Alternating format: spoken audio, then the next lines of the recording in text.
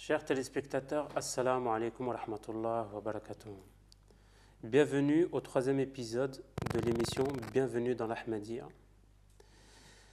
Lors de notre précédente émission, nous avons développé la première partie de la kalima shahada, qui est Ashhadu an la ilaha illallah. L'émission d'aujourd'hui sera consacrée à la deuxième partie de la kalima shahada, wa Ashhadu anna Muhammadan abduhu wa rasuluh. Ce sujet n'est pas anodin. Pourquoi? Parce qu'on accuse souvent la communauté musulmane Ahmadiyya de ne pas suivre les préceptes de l'islam, voire même de réinventer. Nous allons donc débattre sur la deuxième partie de la kalima shahada. Et pour ce faire, nous avons M. Ousmane Sahib, assalamu alaikum wa rahmatullah. M. Saïd Sahib, assalamu alaikum wa rahmatullah. Wa alaikum salam. Et M. Omar Sahib, assalamu alaikum wa rahmatullah. On va rentrer dans le vif du sujet. Et je vais me tourner vers vous, M. Ousmane. Qu'en est-il justement de cette deuxième partie de la shahada, s'il vous plaît? Jazakallah. Assalamu alaikum wa rahmatullah. Je vous remercie de m'avoir donné la parole concernant ce sujet. Comme on l'a eu la dernière fois, il est très important de poser le cadre, de comprendre que l'entrée dans l'islam se fait par cette kalima. Ashhadu an la ilaha illallah wa ashhadu anna Muhammadan abduhu wa rasuluh. Et toute personne qui se revendique de l'islam, c'est par rapport à cette kalima. Et donc, comme on l'a vu la dernière fois dans la précédente émission, nous avons déjà expliqué largement le point de vue de l'Ahmadiyya sur Ashhadu an la ilaha illallah. Et aujourd'hui, j'aimerais continuer dans la même veine en utilisant les versets coraniques et les paroles de Rasulullah sallam pour étayer d'abord ce sujet et ensuite on viendra à l'explication de la compréhension que nous avons de ces enseignements-là. Il y a plusieurs versets, je vais commencer par un verset. Surat Al-Imran, le chapitre 3, le verset 32-33, je vais citer. A'udhu billahi minash shaitanir rajim, bismillahir rahmanir rahim. قل إن كنتم تحبون الله فاتبعوني يحببكم الله ويغفر لكم ذنوبكم والله غفور رحيم قل أطيعوا الله والرسول فإن تولوا فإن الله لا يحب الكافرين. Au nom d'Allah, le gracieux miséricordieux. Dis, si vous aimez Allah, alors suivez-moi, Allah vous aimera et vous pardonnera vos péchés, et Allah est très pardonnant et miséricordieux. Dis, obéissez à Allah et aux messagers. Mais s'ils tournent le dos, alors souvenez-vous qu'assurément Allah n'aime pas les mécréants. Il y a un hadith que j'ai choisi qui va dans le même sens de ce verset. Rasulullah sallallahu alayhi wa sallam, c'est un hadith rapporté par Anas radiallahu anhu. Je vais le citer en arabe et ensuite je donnerai la traduction. Anas radiallahu anhu قال النبي صلى الله عليه وسلم لا يؤمن أحدكم حتى أكون أحب إليه من والده وولده والناس أجمعين. Le prophète sallam a dit, nul n'est véritable croyant s'il ne m'aime pas plus que son père, son fils et tous les gens. Hadith rapporté par Bukhari dans Kitab al-Iman, le livre de la foi. Donc ce verset, ce hadith que je viens de citer, nous montre clairement que nous n'avons pas d'autre possibilité que de passer par Rasulullah sallallahu alayhi wa sallam lorsqu'il s'agit de la foi, lorsqu'il s'agit de la relation avec Allah. Les autres portes, il n'y a pas d'autres portes possibles, d'autres cheminements possibles pour arriver à Allah sans passer par Muhammad sallallahu alayhi wa sallam. Jazakumullah pour ces hadiths et les versets du Coran. J'aimerais avoir plus de détails justement par rapport à ça pour nos amis téléspectateurs qui vont se poser, puisque ces hadiths et ces versets sont bien connus. Monsieur Omar Saïb, s'il vous plaît, est-ce que vous pourriez expliquer, rentrer plus en détail concernant justement ces versets ou les hadiths? Merci de me donner la parole. Et ici, c'est important d'ouvrir la compréhension du Saint-Coran, d'autant que il y a un hadith célèbre qui est rapporté par... il y a une parole célèbre de Hazrat Aïcha qui disait que si vous vouliez connaître le saint prophète, alors sachez qu'il était le Coran personnifié. Et cette parole et cette réalité islamique, elle a tellement été prise en considération dans notre communauté que le deuxième calife de l'Ahmadiyya, Hazrat Mirza Bashiruddin Mahmoud Ahmad, radiyallahu ta'ala anhu, a fait un tafsir, un immense tafsir, qui est connu sous le titre de Tafsir el-Kabir, et dont là je vais citer ce que dit Hazrat Khalifatul Masih Thani, radiyallahu ta'ala anhu, concernant ce sujet, à savoir en Hazrat Khalifatul Masih Thani, ça veut dire le deuxième calife de l'Ahmadiyya. Et donc à ce propos, il dit, concernant le verset 32 du chapitre 3, chapitre Al-Imran, il dit que ce verset est important dans la mesure où il traite de la réalisation de l'amour de Dieu qui est considéré par l'islam comme étant le plus haut but de la vie humaine. Il constitue un défi ouvert et sans réserve pour toute l'humanité, et en particulier les chrétiens qui prétendent être guidés directement par le Fils de Dieu.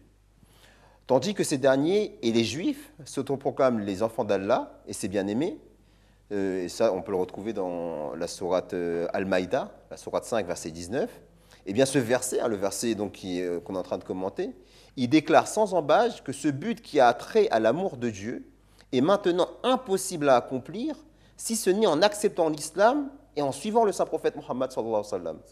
Ceux qui recherchent l'amour de Dieu et veulent atteindre sa proximité doivent suivre la direction du prophète de l'islam, qui fera d'eux les bien-aimés d'Allah. Ceci est la seule porte laissée ouverte pour réaliser l'amour divin.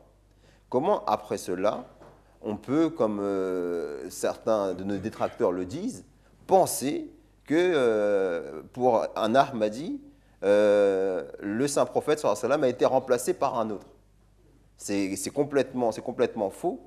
Et cette interprétation du verset coranique vient montrer très clairement que pour nous autres Ahmadis, on ne peut atteindre l'amour divin si ce n'est en passant par l'enseignement du saint prophète Muhammad sallallahu alayhi wa sallam.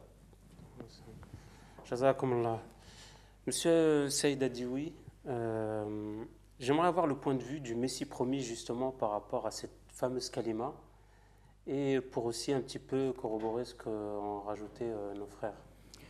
Oui, effectivement, concernant l'ouverture d'un des moyens d'accéder à l'amour divin, parce que ce verset nous parle d'amour divin, qui a été repris par à la fois M. Ousmane Saab et Omar Saab dans le tafsir du deuxième calife, on voit une chose, c'est que Allah subhanahu wa ta'ala nous parle d'un chemin, d'une direction à prendre pour gagner son amour, ce qui est l'objectif d'à peu près toutes les religions. Mais ici, on nous montre aussi le premier objectif ou un des objectifs de la kalima, à savoir la deuxième partie de la kalima, qui est Mohammed, messager d'Allah. Et là, le Messie premier alayhi salam, lui, il l'a illustré dans sa relation d'amour envers le saint prophète sallallahu alayhi wa sallam et dans la relation de suivi qu'il avait vers le saint prophète Mohammed sallallahu alayhi wa sallam. Et là, donc, je cite un des livres, donc vous pouvez retrouver évidemment, si les téléspectateurs et téléspectatrices cherchent à avoir les références, je les cite, Haqiqatul Wahi, Rouhani Khazaïn, dans le volume 22, page 64 à 65, pardon.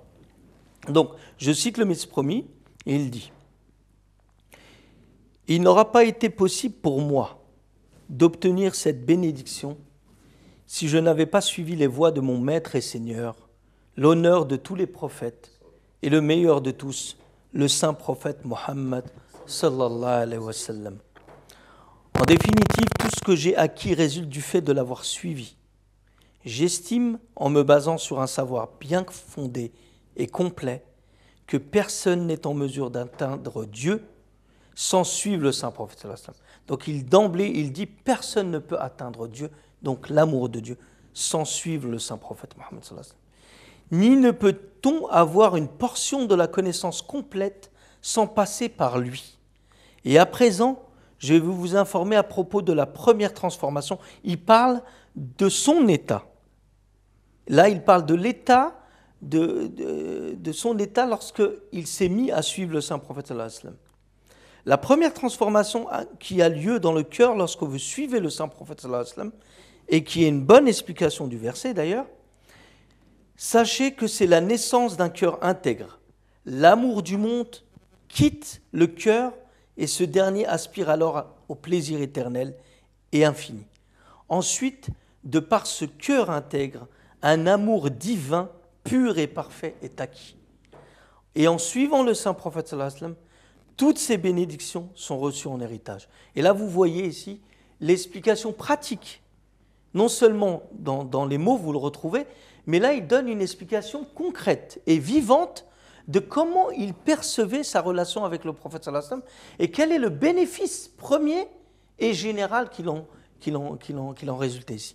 Donc ici, comme disait notre frère Omar Saïm, on voit bien que comment un être qui se prétend prophète et qui dit lui-même qu'il n'a d'autres bénédictions que celles qui sont issues du saint prophète sallallahu alayhi wa sallam, on peut le taxer de personne qui ne suit pas le saint prophète sallallahu alayhi wa sallam. Ce sont deux questions différentes. Et on voit bien ici qu'il parle de quelque chose qu'il vit.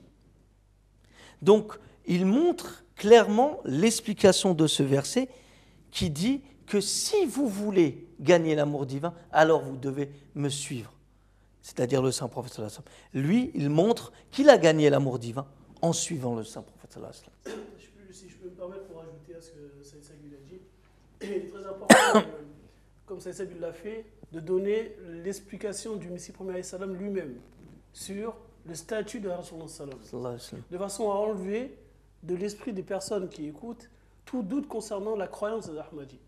Car une communauté, on la juge à travers les enseignements du fondateur. Rasulullah sallallahu alayhi wa sallam a donné des enseignements. Ces enseignements sont expliqués par les savants, les réformateurs qui sont venus par la suite. Okay? Le Messie premier salam, étant un réformateur et le Mahdi que nous attendons, a donné l'explication de comment comprendre la kalima.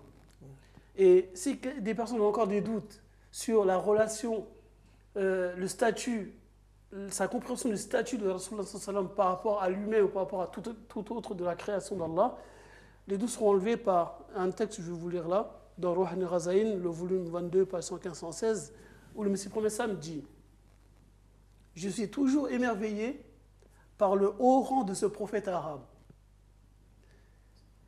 Et je m'arrêterai ici. Pourquoi? Parce qu'on entend parfois de la part de certaines personnes qui disent que oui, mais quand les Ahmadis disent Muhammad, ils comprennent par Muhammad Ahmad. Oui. Donc, ici, il précise, le Messie premier n'est pas un arabe, donc il ne parle pas de lui-même. Ok? Je suis toujours émerveillé par le haut rang de ce prophète arabe, dont le nom est Muhammad, sallallahu alayhi wa sallam. Des milliers de bénédictions soient sur lui. Aucune personne ne peut atteindre la limite de son haut rang et n'est pas accordé à l'homme d'évaluer à juste titre son efficacité spirituelle. C'est dommage que son haut rang n'a pas été reconnu comme il le fallait. Il est le champion qui a restauré au monde l'unicité d'Allah qui avait disparu de la terre. Il aimait à l'extrême Allah subhanahu wa ta'ala et son âme se fondait de compassion pour l'humanité. Alors, Allah subhanahu wa ta'ala, qui connaissait le secret de son cœur, l'a exalté au-dessus de tous les prophètes et au-dessus des premiers et des derniers. Il lui avait accordé pendant son existence tout ce qu'il désirait. Il est, Muhammad sallallahu alayhi wa sallam, la source de toutes les grâces et celui qui réclame une supériorité quelconque sans avoir reconnu sa grâce n'est pas un homme, mais la progéniture de Satan. Il lui a été accordé la clé de chaque exaltation et il lui a été accordé le trésor de chaque compréhension. Celui qui ne reçoit pas à travers lui est condamné à jamais. Je ne suis rien et je ne possède rien. Je serais très ingrat si je n'avais pas admis que j'avais appris la véritable unicité d'Allah seulement à travers ce prophète béni. La reconnaissance d'un Dieu vivant, nous l'avons appris à travers ce prophète parfait et à travers sa lumière.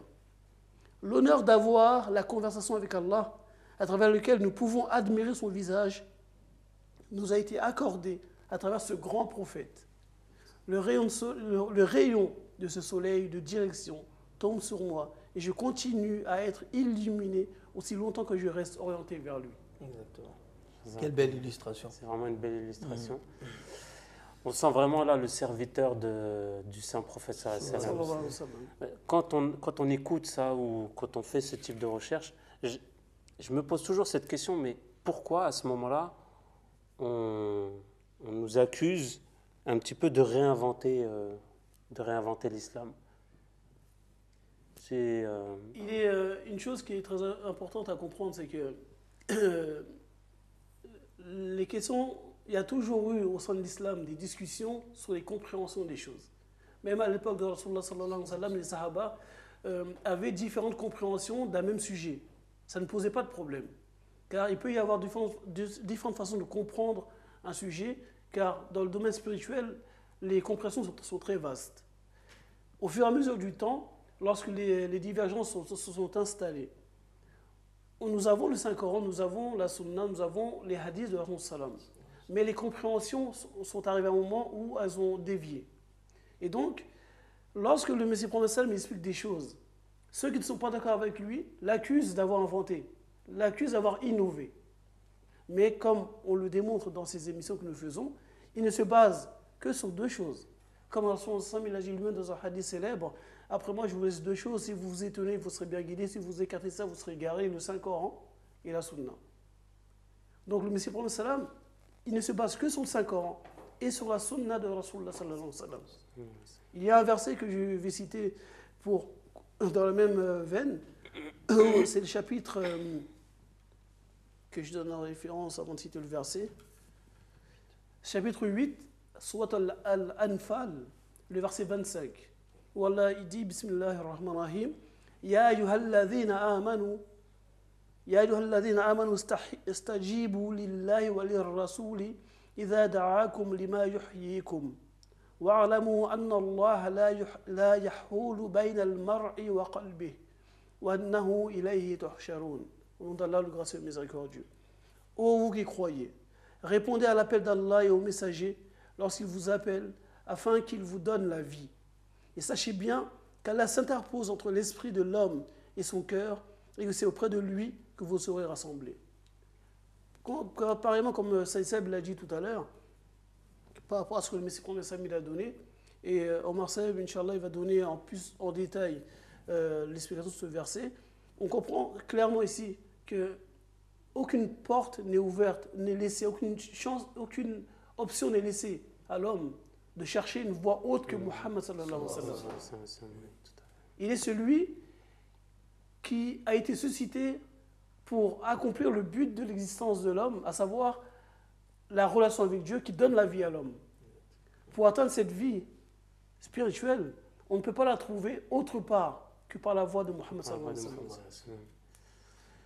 Tout à fait, c'est vrai que ça c'est important de le signaler parce que c'est un principe qui est et qui a toujours été derrière justement l'envoi des messagers de Dieu et à plus forte raison l'envoi du Saint-Prophète Muhammad sallallahu alayhi wa sallam. Et là, je fais allusion à la partie du verset où Allah subhanahu wa ta'ala dit qu'il puisse vous donner la vie. Répondez au messager d'Allah, à l'appel du messager d'Allah, afin qu'il puisse vous donner la vie. Et là, le deuxième calife de l'Ahmadiyya, Salat Mirza Bashiruddin Mahmoud Ahmad, radiyallahu ta'ala anhu, il dit que ces mots-là renferment une très grande vérité, en fait. Parce que l'appel du messager est toujours fait dans le but de donner la vie à ceux qui croient. On doit cependant en fait se rappeler que lorsque la résurrection ou le don de vie aux morts est attribué à un prophète de Dieu, et ça souvent c'est très mal compris dans la communauté, redonner la vie, c'est comme l'a évoqué Ousmane Saïb, c'est redonner la vie spirituelle et non pas physique. Un prophète, c'est sa fonction, c'est son rôle. Rétablir la relation entre la créature et le Créateur, c'est ça, redonner la vie aux croyants. Il vient pour redonner la vie aux croyants. Et celui qui a fait ça de la manière la plus parfaite, la plus excellente, et de la manière unique et jamais égalée, c'est le Saint-Prophète Muhammad Rasulullah sallallahu alayhi wa sallam. Et là-dessus, je laisserai Saïd Sab élaborer plus avec les paroles du Messie premier sur cette question-là. Et justement, si on regarde un petit peu le verset que Ousmane Sab a cité, le deuxième verset donc a été cité, et expliqué par le tafsir du deuxième calife et repris par Omar Sab, on voit en fait que le Messie premier, lui, il répond, et c'est aussi une preuve de son amour pour le Saint-Prophète sallallahu alayhi wa sallam, en ayant fait une analyse de la vie du Saint-Prophète sallallahu alayhi wa sallam. En ayant fait une analyse et en ayant gagné cet amour-là qu'il a eu sur lui, il a pu voir l'action du saint prophète sallallahu alayhi wa sallam à son époque, et bien évidemment, il a pu aussi en prendre sa lumière et en faire bénéficier. Je cite le Messie premier alayhi salam et vous allez comprendre pourquoi je parle qu'il a fait une vraie analyse de la vie du saint prophète sallallahu alayhi wa sallam. Dans le Barakat ad-Doua, un des livres du Messie premier alayhi salam, qui est on pourrait traduire comme bénédiction de la prière, Rohan et Khazain, volume 6, page 10 à 11, le Messie premier alayhi salam nous parle du prophète sallallahu alayhi wa sallam et nous dit, et qui est vraiment on pourrait dire une vraie explication de ce que nous dit le verset qu'a cité Ousmane Sab. Un phénomène des plus étranges ébranla les contrées désolées d'Arabie. Des centaines de milliers de moribonds furent ramenés à la vie en quelques jours. Ceux qui depuis des lustres portaient les oripeaux de la dépravation furent parés du manteau divin. Là, on voit que le Messie prophète alayhi salam nous explique qu'à l'époque du prophète sallallahu alayhi wa sallam, il est arrivé à un moment donné, on le sait tous, à un moment donné où la société arabe était moralement très arriérée. Et au niveau des valeurs morales, proche de l'extinction des valeurs morales, donc spirituellement mortes.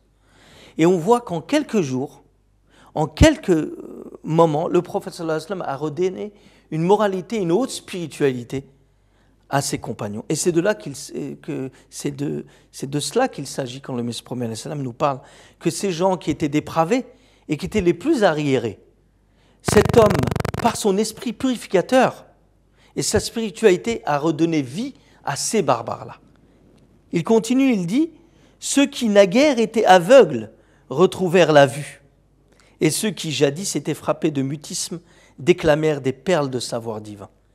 En somme, une révolution inouïe et jamais vue secoua le monde. Savez-vous qui était cette personne et ce que c'était, pardon. Ce furent les supplications solitaires et nocturnes d'un élu épris de Dieu qui ont apporté ces révolutions. Il fit des exploits qui de prime abord semblent être impossibles pour un illettré sans ressources. Ô Allah, répands ta grâce sur Mohammed et accorde-lui tes bénédictions et fais-en de même pour ses suivants dans la mesure de la détresse et de la tristesse qu'il ressent pour sa Ummah et accorde-lui la lumière de ta miséricorde pour toujours. Regardez ici, en analysant la vie du saint prophète sallallahu alayhi wa sallam et en décortiquant ce que le prophète sallallahu alayhi wa sallam a fait en ce qu'il s'agit qu'il a purifié ses disciples et il leur a ramené la vie. On voit clairement que le prophète sallallahu alayhi wa sallam, ici, était vraiment le modèle du Messie premier alayhi salam. Et il le voyait comme étant la seule source la seule porte qui pouvait amener à ce changement-là. En quelques jours, en quelques instants, un homme de la stature du prophète sallallahu alayhi wa sallam pouvait amener cette révolution-là. Et il en témoigne dans cet écrit-là, le Messie premier alayhi salam. C'est d'ailleurs pour cette raison-là que saturé qu'il était par l'amour du saint prophète sallallahu alayhi wa sallam, le Messie premier alayhi wa sallam a écrit un long qasida de 70 vers et ici les paroles qui ont été citées par Saïd Saeb me font me rappeler d'un des vers de ce poème, donc de ce qasida où Hazrat Masih Maud alayhi wa sallam, le Messie promis, que la paix soit sur lui, a dit Ahyaita amwatal quruni bijalwati Bijalwatin mada yumathiluka bihada shan, qui veut dire tu as d'un seul regard ressuscité ceux qui étaient spirituellement morts depuis des siècles. Qui pourrait se vanter d'un si glorieux accomplissement? Et c'est vrai que personne, aucun prophète, aucun législateur, aucun philosophe, aucun roi, aucun empereur n'a réussi cette révolution spirituelle que le saint prophète sallallahu alayhi wa sallam a apportée chez une nation qui était connue comme une nation la plus barbare de son époque et qui était entourée de grandes nations. C'était une nation servile, vassale des grands empires qui étaient Khosroès ou l'empire de Rome. Et comment, en quelques 23 années simplement, le saint prophète sallallahu alayhi wa sallam a fait sortir de terre cette nation qui était connue comme étant les illettrés. Ils n'avaient aucune civilisation, aucun système de gouvernement. Ils étaient vraiment considérés plus bas que terre. Et toutes les nations les méprisaient. Mais il l'a fait de ces gens-là, qui n'avaient aucune culture, aucune connaissance, aucun savoir, il en a fait les maîtres du monde. Non pas par la force de l'épée, non pas en utilisant de stratèges politiques, non, en injectant en eux cette vie dont le Saint-Coran parle. Ça me fait rappeler une petite anecdote et je pense qu'elle est à propos. Un jour, un compagnon du prophète sallallahu alayhi wa sallam est venu le voir et lui a raconté un de ses rêves. Et son rêve, c'était qu'il voyait un roi arabe, un ancien roi arabe qui était connu dans la tradition des Arabes anté-islamiques, je dirais, avant l'arrivée de l'islam, comme étant un roi très cruel. Et ce roi symbolisait la puissance et le pouvoir de la domination arabe. Et il ne comprenait pas, ce compagnon, pourquoi ce roi arabe avait des vêtements de soierie très jolis et qu'il avait un attrait particulièrement beau, alors qu'il était connu comme étant, dans l'histoire, quelqu'un de très cruel. Et le prophète sallallahu alayhi wa sallam lui dit, le roi arabe que tu as vu symbolise la nation arabe. Et les vêtements que tu as vus, les beaux vêtements que tu as vus porter sur lui, c'est moi qui suis venu embellir la nation arabe. Et donc ici, on voit bien que le prophète sallallahu alayhi wa sallam lui-même, par l'explication du Messie premier alayhi salam aussi, montre qu'effectivement, c'est lui et ses enseignements et ses qualités qui ont amené l'embellissement et le changement qui s'est opéré auprès de la nation arabe et qui a amené au changement des musulmans par la suite. Il y a un autre verset qui me vient à l'esprit par rapport pour encore continuer à enlever tout doute et toute ambiguïté, que ce soit pour ceux qui se réclament de l'islam, que ceux qui sont non musulmans ou ceux qui sont non ahmadis, que Rasulullah sallallahu alayhi wa sallam, il reste et restera toujours le guide parfait que nous devons suivre. Dans la sourate An-Nisa, le chapitre 4, verset 81, Allah subhanahu wa ta'ala nous dit, Bismillah ar-Rahman ar-Rahim, Man yuti'ir rasoul faqad ata'a Allah. Wa man tawalla fama arsalnaka alayhim hafiza. Au nom d'Allah, le gracieux et le miséricordieux. Quiconque obéit au messager, obéit alors assurément, sûrement à Allah. Et quiconque se détourne, alors nous ne t'avons pas envoyé pour les surveiller. Encore une fois, ce verset est explicite, il se passe même de commentaires. Si on se réclame de l'islam, on se réclame de la religion de Mohammed sallallahu alayhi wa sallam, nous n'avons pas d'autre possibilité que de le suivre. Le mot ta'a utilisé, ceux qui sont arabophones comprendront que le mot ta'a, ce n'est pas simplement, voilà, il a ramené une religion, comme certains peuvent dire, il a ramené une religion, mais il n'est que le porteur de cette religion. Nous n'avons pas l'obligation de le suivre. Non, ta'a, c'est suivre les pas à pas, de celui qui a apporté le message. Et celui qui a reçu le Saint-Coran, qui est le livre parfait, ne peut être qu'un homme qui a ses statures parfaites au niveau du rang spirituel. D'accord? Donc le Saint-Coran ne peut pas t'accorder à un homme qui n'a pas atteint la perfection dans le domaine spirituel. Donc Muhammad sallallahu alayhi wa sallam, c'est parce qu'il avait ce niveau, il avait atteint ce niveau de perfection spirituelle qu'Allah lui a accordé le Saint-Coran. Et donc il est la voie, seule voie qui mérite d'être suivie afin d'atteindre cette relation avec Allah. D'où pourrait ici Allah il donne un autre aspect, une confirmation, quand il dit celui quiconque obéit au messager, obéit alors sûrement à Allah. Et quiconque se détourne, alors nous ne t'avons pas envoyé à eux pour les surveiller. C'est un verset qui me semblait être très important pour pouvoir comprendre ce verset. Il y a un deuxième verset que je voulais citer, où Allah il dit, Bismillah ar-Rahman ar-Rahim, لقد كان لكم رسول الله أسوة حسنة لمن كان يرجو الله واليوم الآخر وذكر الله كثيرا. Au nom d'Allah, le gracieux miséricordieux. En vérité, au nom d'Allah, le gracieux miséricordieux. En vérité, dans le prophète d'Allah, vous avez un excellent modèle. Excellent modèle. Pour celui qui garde l'espoir en Allah et le dernier jour.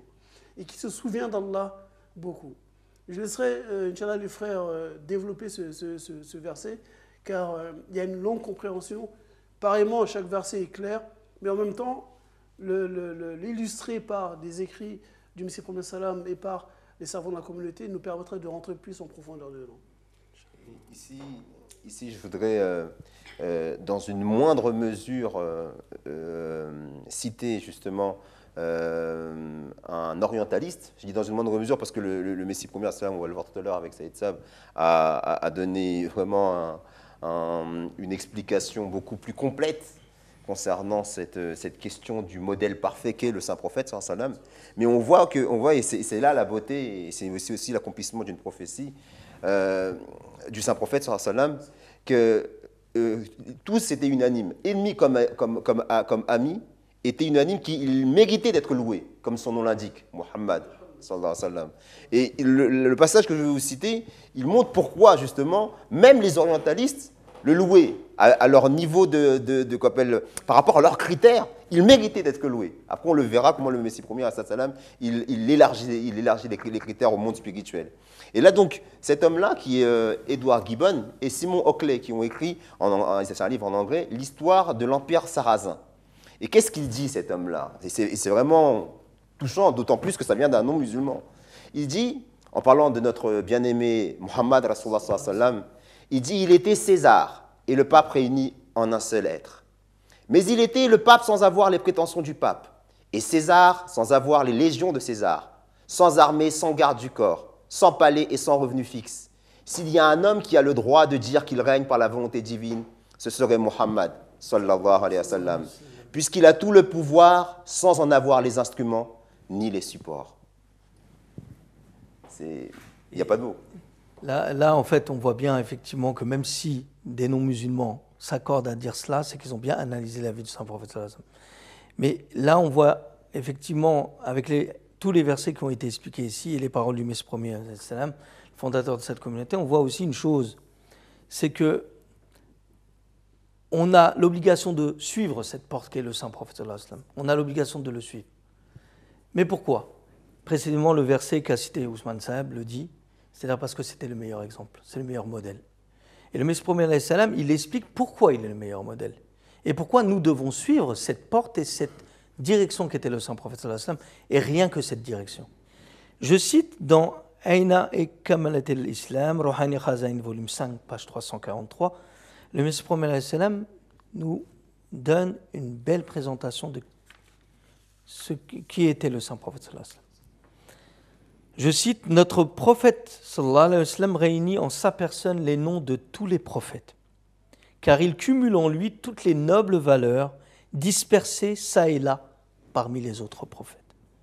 Il est à la fois Moïse alayhi salam, Jésus alayhi salam, Adam alayhi salam, Abraham, Joseph et Jacob alayhi salam. Il dit Fabihuda uhu muqtadi. C'est pour ça que il est dit que Dieu dit Fabihuda uhum muqtadi.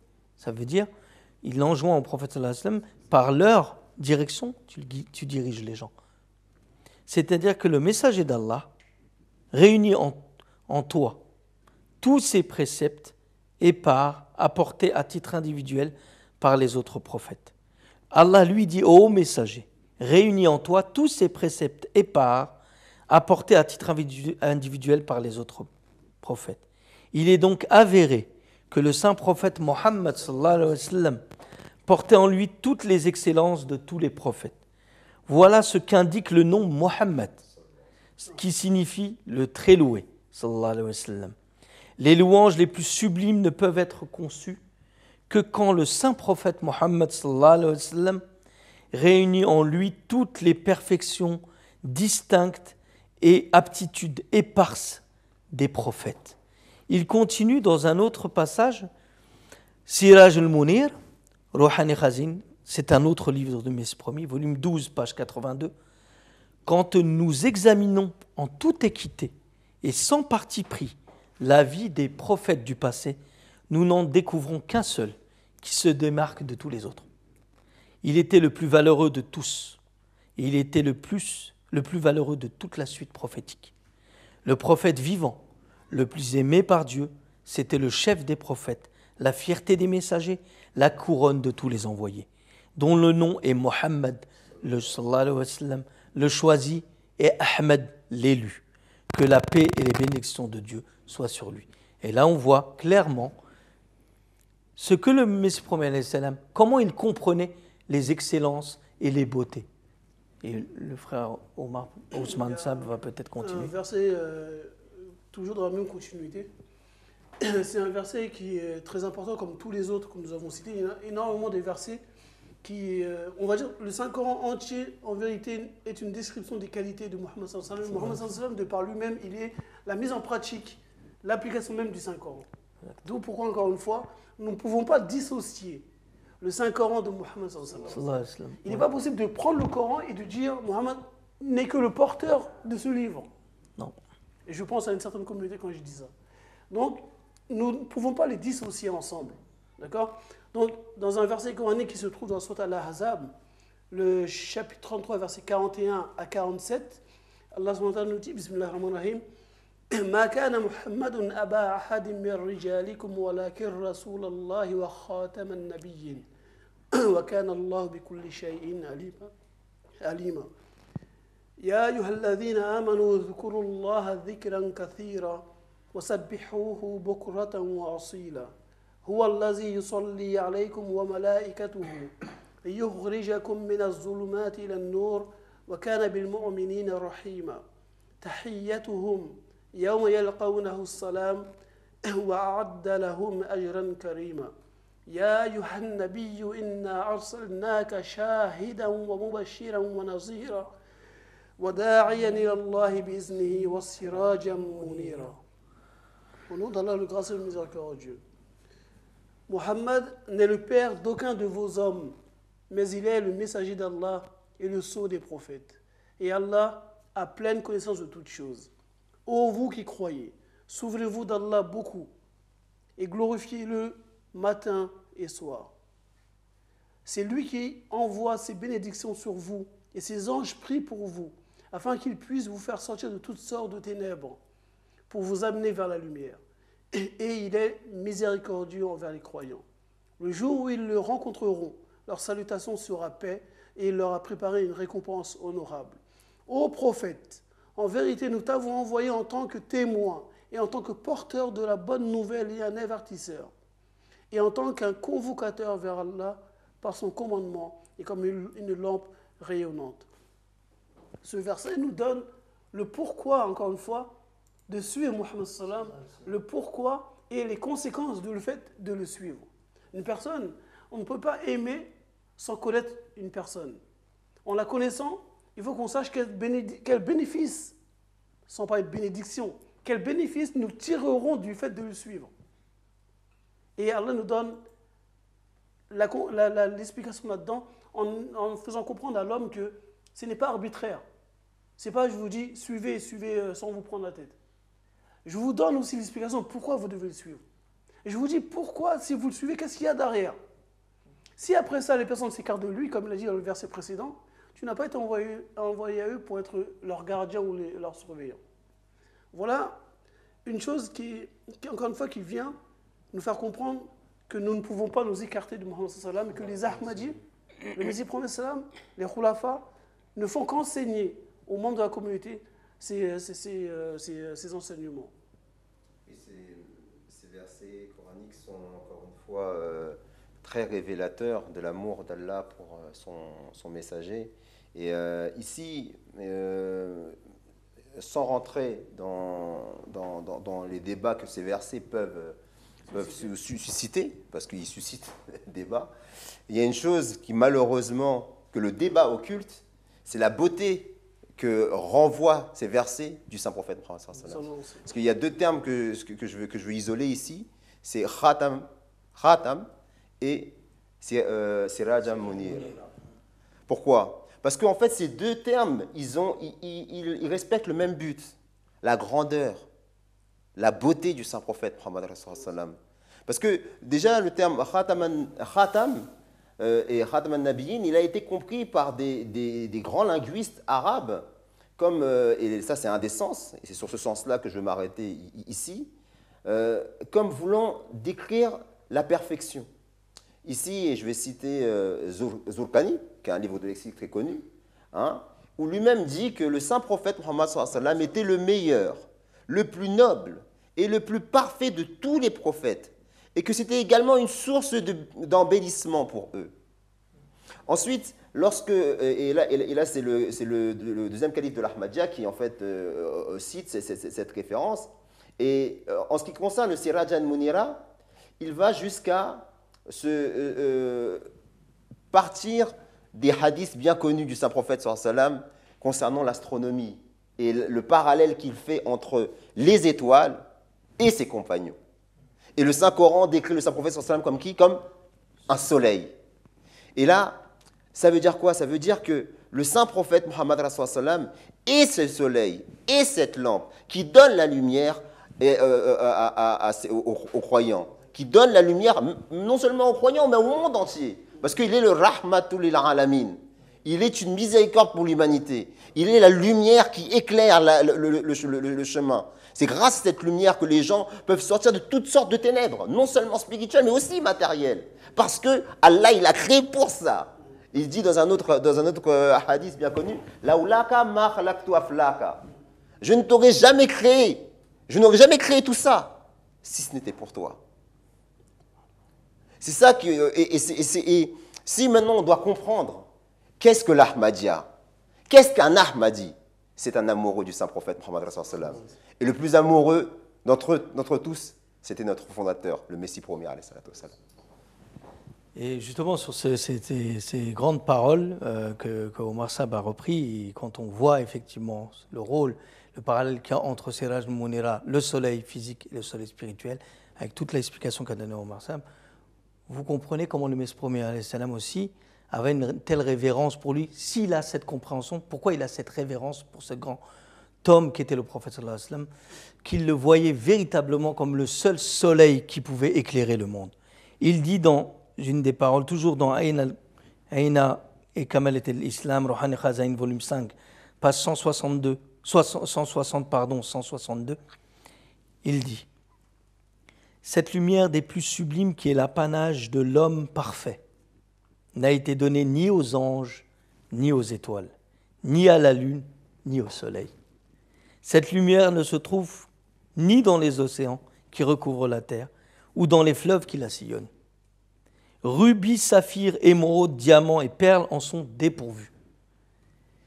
En un mot, elle ne se trouve dans aucun objet céleste ou terrestre. Elle se manifeste uniquement en l'homme, c'est-à-dire en l'homme parfait, dont l'expression la plus exaltée est notre maître, le chef des prophètes, Muhammad sallallahu alayhi wa sallam, le choisi. Cette lumière a été octroyée à cet homme et proportionnellement à leur aptitude à tous ceux qui ont les mêmes affinités que lui, à savoir ses compagnons, les gens qui l'ont suivi, le Messie promis, les gens qui ont suivi ses traces.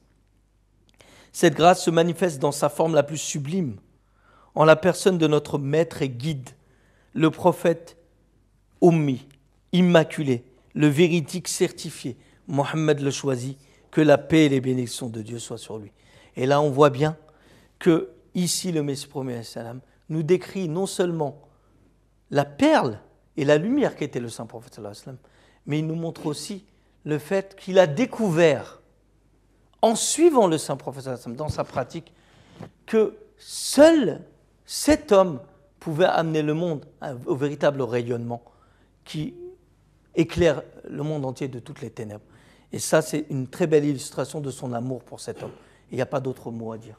Si je peux me permettre, pour aller dans le même sens, continuer dans ce que Saïd a dit, il y a un autre livre du Messie premier salam qui s'intitule Itmam al-Hujja, Rouhani Khazaïn, volume 8, page 306, où il dit de la même manière, l'homme qui à travers son être, ses attributs, ses actions et ses facultés saintes et spirituelles a été le modèle parfait dans la connaissance, dans ses actions et dans sa sincérité et sa patience est Muhammad sallallahu alayhi wa sallam. L'homme qui était le plus parfait en tant qu'homme et prophète et qui est apparu avec les bénédictions et à travers lequel une résurrection et un renouveau spirituel ont manifesté le premier jugement dans ce monde et a revivifié ce monde mourant, ce prophète béni, le sceau de tous les prophètes, le commandant des vertueux, la fierté des prophètes, est Muhammad, l'élu de Dieu sallallahu alayhi wa sallam. notre Seigneur envoie sur ce prophète bien-aimé. Envoie sur ce prophète bien-aimé tes grâces et tes bénédictions comme tu ne l'as jamais accordé à quiconque depuis la création de ce monde. Si ce grand prophète n'avait pas apparu dans ce monde, nous n'aurions pas eu les preuves de la véracité des prophètes mineurs tels que Yunus, Ayoub, Isa alayhi salam, Malaki, Zachariah, ainsi de suite. Alayhimus salam. Bien qu'ils fussent tous les favoris et les bien-aimés du Tout-Puissant, ils sont tous sous l'obligation de ce prophète sous lequel ils furent reconnus et acceptés par le monde comme de vrais prophètes. Voilà des paroles, encore une fois, qui viennent appuyer cette compréhension que Saïd a donnée, comme Marsabi l'a donnée, illustrer cette chose. Et ça me renvoie à un verset coranique qui quand il dit « Oh Allah, envoie tes bénédictions sur ce prophète », Allah subhanahu wa ta'ala nous dit dans la sourate chapitre 33, Al-Ahzab, c'est Al-Ahzab, toujours Al-Ahzab, verset 57, où Allah il dit Bismillah ar-Rahman ar-Rahim, Inna Allah wa malaikatahu yusalluna ala nabi ya ayyuhalladhina amanu sallu alayhi wa sallimu taslima. Au nom d'Allah, le grand, c'est miséricordieux. Certainement, Allah envoie ses bénédictions sur le prophète et ses anges prient pour lui. Ô vous qui croyez, vous aussi devez implorer ces bénédictions sur lui et le salut avec salutation de paix. C'est un ordre qui est donné. Et le Messie Mohammed, dans ses écrits, quand il parle de Mohammed, il dit toujours « Oh, Allah envoie tes bénédictions sur lui », conformément à cet ordre qu'Allah nous a donné par rapport au statut de Mohammed. Encore une fois, le prophète Mohammed, son nom lui-même, vient donner son statut. Il est Muhammad, celui qui est loué. Il est devenu loué parce qu'il loue, il est celui qui a loué le plus Allah. Et Allah lui renvoie en demandant que, à cause de son statut, nous aussi nous devons envoyer des bénédictions sur ce prophète-là. Oui. Je vais juste rajouter une petite chose. Je vais juste rajouter une petite chose pour aller dans ce sens-là et qui me paraît très importante. C'est que beaucoup de gens prennent le prophète sallallahu alayhi wa sallam comme un prophète de guerre. Mais si le prophète sallallahu alayhi wa sallam n'était pas le guide parfait de l'humanité, et s'il n'avait pas gravi tous les échelons et qu'Allah ne l'avait pas mis dans toutes les sphères d'activité de l'humain, en tant qu'indigent, homme simple, citoyen, dirigeant, même un dirigeant n'aurait pas pu s'assimiler à lui. Alors qu'ici, il a fait du monde entier, d'un homme ordinaire au dirigeant, il a montré de telles qualités qu'aucun être humain, quelle que soit la position qu'il a dans la société, ne peut atteindre en dehors de lui. Ce qui montre que cet homme-là était une véritable miséricorde pour l'humanité. Et qu'en est-il de ces gens qui accusent la communauté musulmane ahmadiyya de mensonges lorsqu'elle professe qu'elle croit en ce messager béni et qu'elle ne fait que suivre ce messager béni? C'est d'ailleurs pour cette raison-là que le Darud Sharif envoie des bénédictions sur le saint prophète Muhammad est une pratique quotidienne qui est inscrite dans les conditions du serment d'allégeance que le Messie premier a élaboré. Et c'est pour cette raison-là qu'on envoie des bénédictions sur le saint prophète. Sans ces bénédictions, on n'est rien. Nous ne progressons pas. Jazakumullah pour vos interventions. Je vous remercie infiniment. Pour revenir à la deuxième partie de la shahada, donc wa ashhadu anna Muhammadan abduhu wa rasuluhu, il est évident et on a prouvé que la communauté musulmane ahmadiyya, par le biais du Messie premier alayhi salatu salam, que les musulmans ahmadis sont bien des suiveurs du saint prophète sallallahu alayhi wa sallam. J'invite chaque téléspectateur à revoir cette vidéo parce qu'il y a des références qui sont très importantes. Je vous invite aussi à lire les livres du Messie premier. La communauté possède de tels ouvrages. Vous pouvez toujours nous contacter sur contact@ahmadiyya.fr. On se fera un plaisir de vous envoyer ces ouvrages-là. Donc voilà. Jazakumullah. Et assalamu alaikum wa rahmatullah. Wa alaikum salam wa rahmatullah wa barakatuh.